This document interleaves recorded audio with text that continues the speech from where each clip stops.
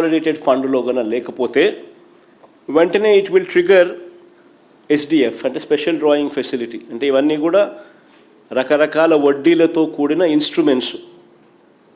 రాష్ట్ర ప్రభుత్వ ఖజానాలో డబ్బులు ఎప్పుడైతే లేకుండా పోతాయో అప్పుడు ఇమీడియట్గా ఫస్ట్ ట్రిగర్ వడ్డీతో కూడిన స్పెషల్ డ్రాయింగ్ ఫెసిలిటీ ఎస్డిఎఫ్ అంటారు, అది ట్రిగర్ అవుతుంది. ఈ అమౌంట్ కూడా దాటిపోతే వడ్డీతో కూడిన డబ్ల్యూఎంఏ అంటే వేస్ అండ్ మీన్స్ అకౌంట్, అది ట్రిగర్ అవుతుంది. అది కూడా దాటిపోతే ఓడీలోకి వెళ్ళిపోతాం, ఓవర్ డ్రాఫ్ట్ ఫెసిలిటీ. ఇవన్నీ కూడా వడ్డీతో కూడిన ఇన్స్ట్రుమెంట్స్. ట్రెజరీలో మినిమం బ్యాలెన్సులు లేకపోతే, రాష్ట్ర ప్రభుత్వానికి సంబంధించిన కన్సాలిడేటెడ్ ఫండ్లో మినిమం బ్యాలెన్సులు కానీ లేకపోతే, ఆశ్చర్యం కలిగించే విషయం ఏమిటో తెలుసా?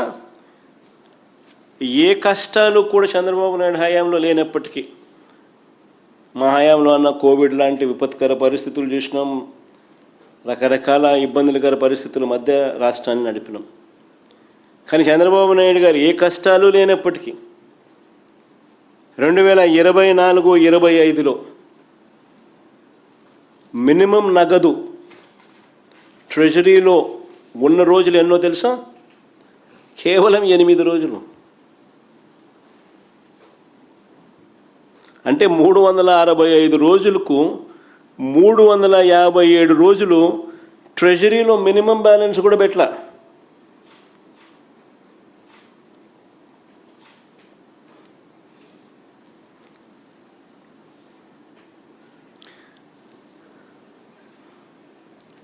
చంద్రబాబు నాయుడు గారు తాను చేస్తూ ఉన్న పరిపాలనకు, ఆయన ఇస్తూ ఉన్న బిల్డప్కు మధ్య తేడాను స్పష్టంగా చూపించే మరొక చిత్రపటం ఇది, మరొక పెయింటింగ్ ఇది.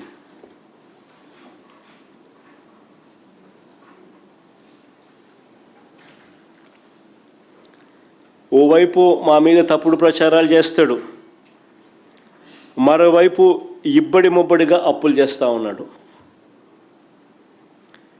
పైగా వాళ్ళు చేస్తూ ఉన్న అప్పులన్నీ కూడా బయటకు రానివ్వకుండా దాచేసే కార్యక్రమం చేస్తూ ఉన్నారు. అది ఇంకా ఆశ్చర్యం.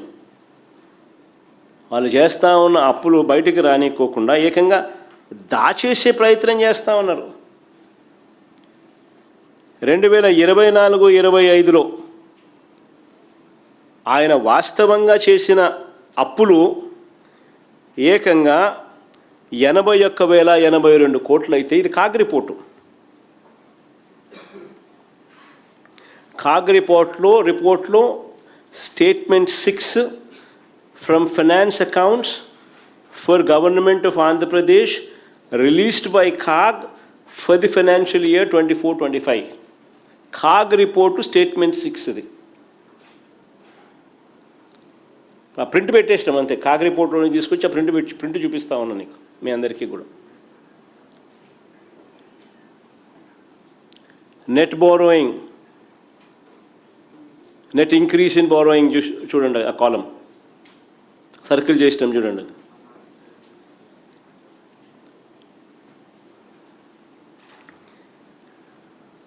ఎనభై 81,082 కోట్లు చూపిస్తూ ఉంటే కాగ్ రిపోర్ట్ల ప్రకారం ఏకంగా అసెంబ్లీలో చంద్రబాబు నాయుడు గారు ఈ మాదిరిగా తప్పుడు లెక్కలు చూపిస్తూ 60,000 కోట్ల రూపాయలు మాత్రమే నెట్ బారోయింగ్ కింద చూపిస్తూ ఉన్నారు.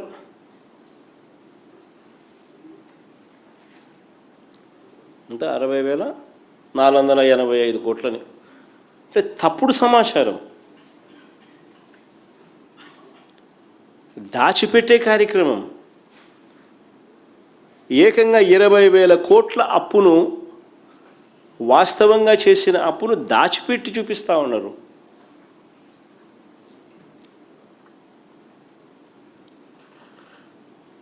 నిజంగా చంద్రబాబు నాయుడు గారు అనే వ్యక్తి, దీని మీద క్యాబినెట్ సెక్రటరీకి మేము లేఖ రాస్తూ ఉన్నాము. ఈ కాగ్ రిపోర్టు ప్లస్ వాళ్ళు రాసిన లేఖ రెండు కూడా చూపించి చంద్రబాబు నాయుడు కోసం కింద మీద పడిన ఆ సెక్రటరీ ఎవరైతే ఉన్నారో వాళ్ళ ఉద్యోగాలు కూడా ఆటోమేటిక్లీ క్వశ్చన్ మార్కులకు వస్తాయి. దగ్గరుండే సభను తప్పుదోవ పట్టించే కార్యక్రమంలో పాలు పంచుకున్నందుకు డిఓపిటికి లేఖ రాస్తున్నాం, క్యాబినెట్ సెక్రటరీకి లేఖ రాస్తున్నాం, ఫైనాన్స్ సెక్రటరీకి లేఖ రాస్తున్నాం, కాగ రిపోర్టు ఈ రిపోర్టు రెండు కూడా పెట్టి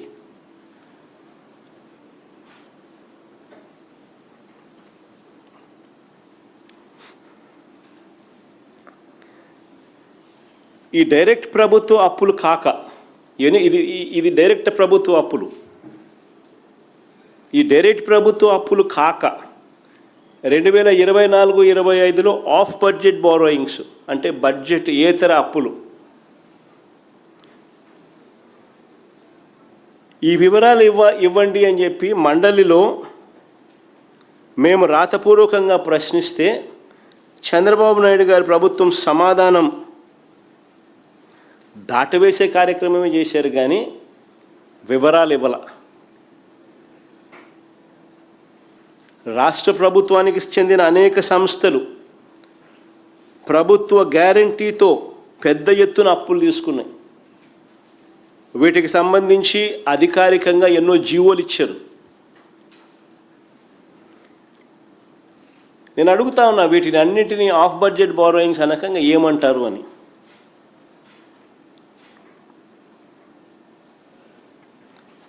కానీ ఈ లెక్కలు మాత్రం చెప్పడం లేదు. అన్నీ కూడా దొంగచాటు వ్యవహారాలే. మొత్తం 16 రోజుల పాటు జరిగిన అసెంబ్లీ బడ్జెట్ సమావేశాలు చూస్తే తప్పుడు లెక్కలు, తప్పుడు ప్రచారాలు, సెల్ఫ్ డబ్బాలు, ఇవి తప్ప ప్రజలకు ఏదైనా మంచి జరిగిందా? ఆ 16 రోజుల అసెంబ్లీ సమావేశాలు చూస్తే ప్రజలకు మాత్రం ఒరిగింది సున్నా. చంద్రబాబు నాయుడు గారేమో తన కొడుకును జాకీని పెట్టి ఎత్తాడు.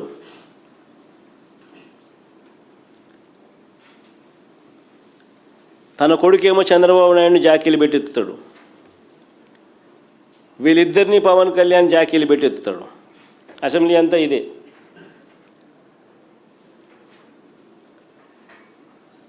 పరనింద, ఆత్మస్తుతి, ఇది తప్ప ఏమైనా కనపడినాయా? మళ్ళీ అడుగుతా ఉన్నా బడ్జెట్ ముగింపులో, బడ్జెట్ ముగిసింది కాబట్టి మళ్ళీ అడుగుతా ఉన్నా, అయ్యా మేము అడిగిన ప్రశ్నలకు సమాధానాలు ఏమైనాయి? బడ్జెట్ వీళ్ళు ప్రవేశపెట్టిన వెంటనే నేను ప్రెస్ మీట్ పెట్టి ఇలాగే సుదీర్ఘమైన ప్రజెంటేషన్ ఇచ్చి ఇలాగే ప్రశ్నలు అడిగాము, సమాధానాలు రాలా. 16 రోజుల అసెంబ్లీ సమావేశాలు కూడా గమనించిన ఎక్కడా కూడా చంద్రబాబు నాయుడు గారి దగ్గర నోట్లో నుంచి కానీ వాళ్ళ మంత్రుల దగ్గర నుంచి మనం అడిగిన ప్రశ్నలకు మాత్రం సమాధానాలు రాలా. మళ్ళీ అడుగుతా ఉన్నా, ఇప్పుడు బడ్జెట్ సమావేశాలు ముగిసిన తర్వాత మళ్ళీ అడుగుతా ఉన్నా. ఇప్పటికీ 3 బడ్జెట్లు పెట్టారు.